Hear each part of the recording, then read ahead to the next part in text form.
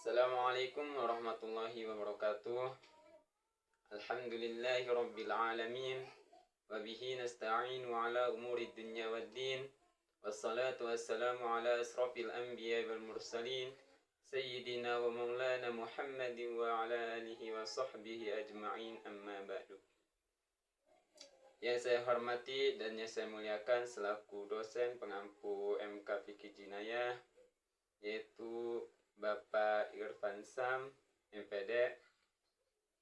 Puji syukur kita kehadrat Allah Subhanahu wa Ta'ala, yang mana atas timpahan rahmat, taufik, hidayah dan inayahnya kepada kita semua, sehingga kita semua diberi kesehatan, iman, Islamnya, dan tak lupa pula salawat dan salam semoga Allah senantiasa mencurah limpahkan kepada baginda Nabi besar kita Nabi Muhammad sallallahu alaihi wasallam.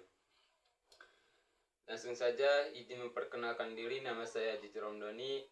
Saya dari kelas 4 R3 yang akan membahas tentang pengertian fikih jinayah dan siasah dan kesan pesannya saat mengikuti MK Fikih Jinayah.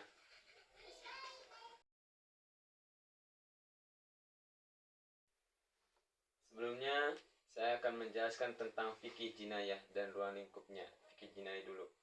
Jadi kalau fikih jinayah itu adalah cabang ilmu fikih dalam hukum Islam yang membahas mengenai tindak pidana dan hukuman yang diberlakukan berdasarkan syariat Islam. Jadi kata jinayah itu berasal dari bahasa Arab yang berarti kejahatan atau pelanggaran. Kalau fikih jinayah itu berfokus pada berbagai jenis tindak pidana, penentuan hukuman, dan prosedur penegakan hukum yang adil sesuai dengan prinsip-prinsip Islam.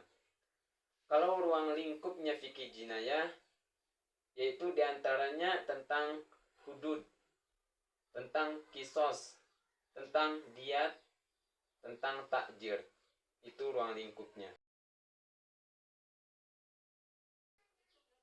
Jadi kalau pengertian fikih siasah itu adalah cabang ilmu fikih dalam hukum Islam yang membahas tentang tata kelola pemerintahan dan politik berdasarkan prinsip-prinsip syariat Islam. Jadi arti kata siasah dalam bahasa Arab berarti politik atau pemerintahan. Fikih siasah itu mengatur berbagai aspek yang berkaitan dengan pemerintahan, kepemimpinan, administrasi negara, hukuman publik, dan hubungan internasional. Jadi kalau ruang lingkupnya fikih siasah itu mencangkup beberapa aspek yang diantaranya kepemimpinan dan kekuasaan, pemerintahan dan administrasi, hukum dan perundang-undangan, keadilan dan penegakan hukum, keuangan publik dan ekonomi, hubungan internasional, dan hak dan kewajiban warga negara. Itu ruang lingkupnya fikih siasah.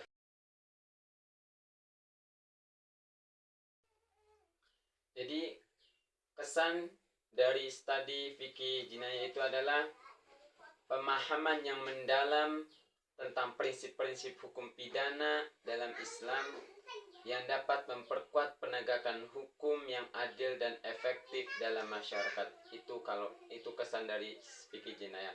Sementara kalau dalam fikih siasah kesannya yaitu memberikan pemahaman tentang prinsip-prinsip tata pemerintahan dalam Islam yang dapat membantu menciptakan sistem pemerintahan yang berkeadilan dan berdasarkan hukum. Itu kesan dari fikih siasah.